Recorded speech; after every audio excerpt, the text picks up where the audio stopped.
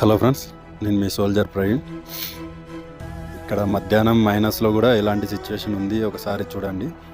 కాశ్మీర్లో మేము ఒక అప్రాక్సిమేట్లీ ఒక 10,000 ఫీట్లో ఉంటామండి. వాటర్ మొత్తం ఫ్రీజ్ అయిపోయాయి, ఐస్లోనే ఉన్నాయి. ఇంకా మధ్యాహ్నం 3 అవుతున్నా కూడా ఇక్కడ చూడండి, స్వెటర్ మొత్తం పాపర్ లెక్క అయిపోయింది. ఆరాలంటే కూడా 2 డేస్ పడుతుంది.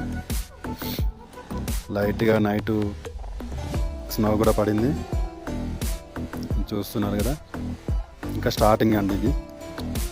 ఇక్కడ చూడండి, టోటల్గా ఐస్ అయిపోయాయి అన్నమాట. ఇంకా మనకు ఫ్రిడ్జ్లో కూడా ఇలాంటి ఐస్ ఉండదు అనుకుంటా. చూడండి ఎలా ఉంది. మైనస్లో డెమో ఇస్తున్నాడు మా కమాండో. ఇంకో కమాండో అయితే టోటల్గా ఐస్ పైనే పుషప్స్ తీస్తున్నాడు. ఎలాంటి సిచ్యువేషన్ వచ్చినా ఫిజికల్ మాత్రం కమాండో మెయింటైన్ చేస్తూనే ఉంటారండి. జై హింద్.